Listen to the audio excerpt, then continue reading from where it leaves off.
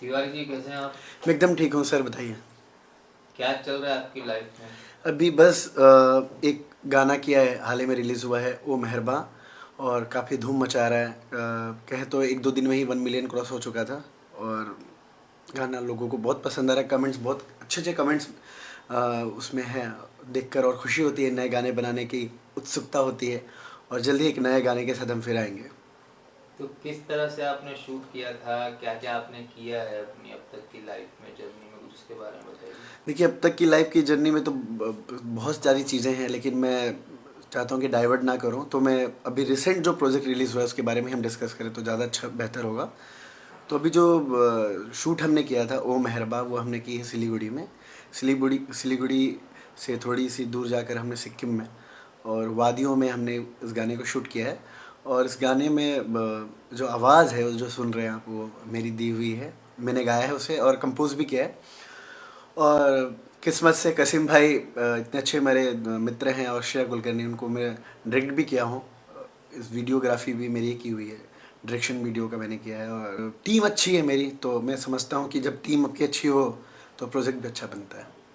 तो आप अकेले ही सब कुछ कर लेते हैं, तो इसका क्रेज आप किसको देते हैं कि इतनी सारी चीज़ें एक साथ, डायरेक्टर, सिंगर? ये तो मैं अपने प्रोड्यूसर्स को कहता हूँ कि मैं सारी चीज़ें मुझसे करवा ले रहे हैं।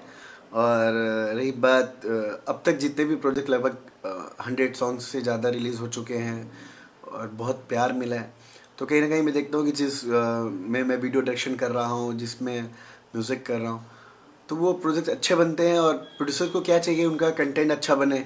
एक समझदार इंसान वीडियो शूट करे, म्यूज़िकली जो ट्रेंड रहते हैं, वो चाहे मैं हो चाहे कोई भी हो, वो वीडियोस भी अच्छे बनाते हैं। गाने में आपकी आवाज़ है और आने वाले भी बहुत सारे आपने गाने गाए हैं, जी पहले भी और अभी और भी आने वाले हैं। जी तो आवाज़ पे आप कितना काम करते हैं? बहुत अच्छे लोग आपको रिस्पॉन्स भी दे रहे हैं आवाज़ को सुनकर। जी, आवाज़ तो गॉड गिफ्टेड है, क्योंकि बचपन से म्यूज़िक करते आ रहा हूँ। और जब बचपन से जब म्यूज़िक कर रहा होता हूँ तो कोई भी इंसान ट्राई करना ही चाहेगा कि एक बार अपना जो म्यूज़िक कर रहा हो, चाहे वो, मैं तो इंस्ट्रूमेंटल म्यूज़िक से स्टार्ट किया था। मैं पियानो, हारमोनियम, ढोलक, तबला, ये सबसे मैं मेरी म्यूज़िक की मेरी स्टार्ट हुई जर्नी। लेकिन बजाते वक्त जहन में ट्यून चलता है तो हम गाते भी हैं। तो कई बार मुझे कहा किसी ने कि नहीं यार, तुम्हारी आवाज़ अच्छी है, तुम क्यों नहीं ट्राई करते हो। तो फिर मैं अपने वोकल पे काम करना स्टार्ट किया। और ऑलमोस्ट 10 to 12 सॉन्ग्स मेरे रिलीज्ड है। एक अच्छा गाना, सबसे पहला गाना मेरा रिलीज़ हुआ था मेरी वॉइस में, बेपना फ्रॉम जी म्यूज़िक। फिर तेरे बिन भी आया जी म्यूज़िक से, ओ यारा पैरोनोमा से। और अल्ट्रा बॉलीवुड से आया था मरहबा। एंड ऐसे काफ़ी सारे गाने हैं। फिर मोलारे आया था SMW मीडिया एंटरटेनमेंट से। फिर हाल ही में रिलीज़ हुआ था कृष्ण भगवान का एक बहुत प्यारा खूबसूरत सा भजन, जन्माष्टमी के उपलक्ष्य पर, कन्हैया कृष्ण मुरारी की, काफ़ी लोगों ने पसंद किया। फिर छठ पूजा पे मैंने एक डिवोशनल सॉन्ग्स किया था, डिवोशनल सॉन्ग हे छठी मैया, वो भी काफ़ी लोगों ने प्यार किया। तो ऐसे लगभग बहुत सारे गाने हैं जो मेरी आवाज़ में हैं, लोग पसंद कर रहे हैं। और ऐसे ही मेरे प्रोड्यूसर ने कहा कि ओ मेहरबा आप गाओ। और मुझे पता नहीं था कि मैं ही फाइनल गा रहा हूँ या नहीं, क्योंकि इसके पहले मेरे दोस्त उसी प्रोड्यूसर के लिए, उसी कंपनी के लिए, SH मीडिया के लिए, SH म्यूज़िक एंड बॉलीवुड की बातें कंपनी के लिए ऑलरेडी गाना गा चुके थे। अरमान नाजिम, बहुत अच्छा गाना, मैं उसको वीडियो हसरत में वीडियो डेट किया था। काफ़ी खूबसूरत सा ये उसकी वीडियोग्राफी भी हुई है और हरमन ने गाया है। म्यूज़िक मेरा नहीं था, ये साजन जी का म्यूज़िक था, लेकिन काफ़ी अच्छा कंपोजिशन था उनका। तो वीडियो डायरेक्शन करने में मुझे बहुत मज़ा आया। तो ऐसी हसरत के बाद जो हमारे प्रोड्यूसर हैं NK मौसिफ जी ने कहा कि नितेश, आप जो नेक्स्ट वाला सॉन्ग है आप उसको गाइए। तो कंपोजिशन और गाने का भी मौका मिला, वीडियो डायरेक्शन का भी मौका मिला। तो यदि कुछ ज़्यादा ही मौका मिल जाता तो वीडियो में भी मैं ही दिख जाता लेकिन खैर, बहुत अच्छा एक्ट किया है कशिम हैदर कासिम ने, और अपने श्रेया कुलकर्णी, काफ़ी खूबसूरत जोड़ी है। और वादियों में जो शूट हुआ है उसका देखने का मज़ा ही अलग है। लिरिक्स पे आप कितना ध्यान देते हो किसी गाने को गाने के लिए? लिरिक्स कैसे हाँ, होना लिरिक्स चाहिए का होना आपके? बहुत ज़रूरी है। और लिरिक्स की बात करें तो हाँ, बहुत खूबसूरत सा शेर और शायरी लिखी हुई है। शायरी के फॉर्मेट में पूरा गाना लिखा हुआ है, वो मेहरबान, जिसे लिखा है कशिम हैदर कसीम ने ही। और वो एक्ट भी किए हैं। देखिए, एक राइटर एक्टर है, तो उसी तरह एक कंपोजर डायरेक्टर, तो ये अच्छा कॉम्बिनेशन है टीम की, ताकि एक दूसरे को समझते हैं। और जब समझदार लोग एक टीम में काम कर रहे होते हैं तो बहस कम, काम ज़्यादा होता है। आपके और बैक टू बैक भी सॉन्ग आने वाले हैं, उसके बारे में कुछ बताएंगे? अभी आने वाले गानों में से बात करें तो अभी एक हाल ही में मैं प्लान कर रहा हूँ कि जैन में रिलीज़ करूँ अर्जियान, जो इंटरनेशनल मॉडल हैं पेम दोरजे, उनके साथ मैंने ये किया है, मतलब कोलैबोरेशन किया है। वो इस वीडियो में मेरे साथ दिखेंगी अर्जियाँ, जिसे कशिम ने ही लिखा है, और एक बहुत खूबसूरत सा वादियों में ही हमने शूट किया था वहाँ गाना तू मेरी। वो 2 गाने अभी बैक टू बैक लाइनअप में हैं। फिर तेरी शिकायतें। तो इस तरीके से देखा जाए तो वैलेंटाइन डे तक हमारे पास कुछ अच्छा गाने हमारे रिलीज़ हो चुके रहेंगे, ताकि अपने वैलेंटाइन डे को आप अच्छे से मना सकें। अच्छा, मैंने सुना है कि आप फिल्म की तैयारियां में बिजी हैं, तो क्या है प्रोजेक्ट, किस तरह का प्रोजेक्ट है? देखिए, योजनाएं तो बहुत है, एक से एक प्लानिंग चली रही है। अभी हाल ही में सिलीगुड़ी में मैं ऑडिशन करने के लिए गया था गांजा एक्सप्रेस का। मुझे कुछ अच्छे एक्टर्स मिले वहाँ से, और मैं इम्प्लीमेंट करूँगा उनको लेकर अपने कंटेंट को बनाने के लिए। और रही बात ऑडिशन, अलग अलग स्टेट में, हम छत्तीसगढ़ में भी करने जा रहे हैं ऑडिशन, और मध्य प्रदेश में भी करेंगे। तो ऐसे हम कुछ कुछ अच्छे चुनिंदा स्टेट, जहाँ मतलब बहुत सारे आर्टिस्ट हैं जो काम करना चाहते हैं बॉलीवुड इंडस्ट्री में, तो उनके लिए ये गांजा एक्सप्रेस जो है मेरी फिल्म जो आ रही है, उसके लिए मैं मेहनत कर रहा हूँ, ताकि पूरे इंडिया से जो अच्छे चुनिंदे आर्टिस्ट को लेकर मैं ये कंटेंट बना सकूँ। किस चीज़ का ज़्यादा ध्यान रखते हो इन सब, इस प्रोजेक्ट फिल्म इंडस्ट्री में आप ज़्यादा ध्यान किस चीज़ रखते हो जो प्रोजेक्ट पे काम आए, और आप क्या अलग करते हो सबसे? देखिए, सबसे अलग की बात, हर प्रोजेक्ट बनाते वक्त हमारे दिमाग में यही होता है कि हम कुछ अलग और हटके बनाएं, लेकिन डिपेंड बजट भी करता है, समटाइम लोकेशन भी डिपेंड करता है कि हम वहाँ कैसे शूट कर रहे हैं, आर्टिस्ट भी डिपेंड करता है वो हमें कैसे कोऑपरेट कर रहा है, और रही बात की स्टोरी एंड स्क्रिप्ट, तो बहुत मायने रखता है। तो मेरा मानना है कि आज का जो फिल्म इंडस्ट्री में जो चल रहे हैं, जो काम चल रहे हैं, तो मैं किसी को गलत नहीं कहता हूँ कि कोई ख़राब काम करे जैसा, क्योंकि जो भी कंटेंट बन रहा होता है पहले डिस्कशन होती है, फाइनेंस इन्वॉल्व होता है, तो कहीं ना कहीं जो बना रहा होता है उन्हें पता होता है। मैं तो यही कहूँगा कि जितने लोग भी काम कर रहे हैं वो बहुत ही खुशनसीब हैं कि इस मतलब इतनी सारी अभी महंगाई में और इतने सारे AI टूल्स आने के बाद भी लोग काम कर रहे हैं, और ज़्यादा से ज़्यादा लोग इन्वॉल्व हो रहे हैं। देखा जाए तो ज़्यादा डिजिटल होने से नुकसान भी है, कि जो वर्कर्स पहले काम करते थे, तो वैसे अभी मेरे हाल ही में मेरे एक दोस्त से मेरी मुलाकात हुई थी।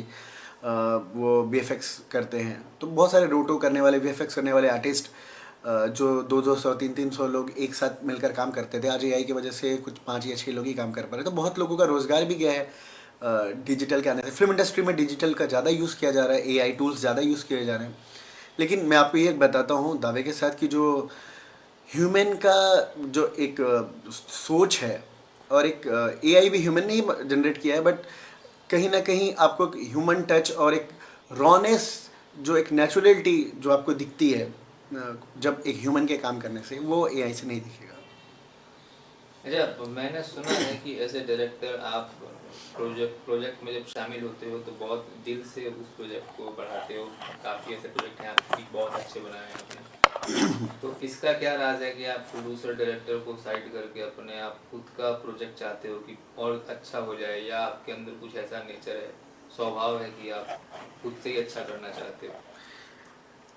देखिए, मेरा मानना ऐसा कि मैं तो इस उद्देश्य से इस इंडस्ट्री में नहीं आया था कि मुझे सिर्फ पैसा ही कमाना है। पैसा कमाना होता है तो मैं वेस्ट बंगाल में हमारी अच्छी खासी फैमिली वहाँ पे काम कर रही है, चाहे वो आप कह लीजिए ब्रिक फील्ड में हो, चाहे फाइनेंस के रिलेटेड हो, इवन हम टूर एंड ट्रेवल्स के भी, हमारा कंपनी है जीनिगो टूर एंड ट्रेवल।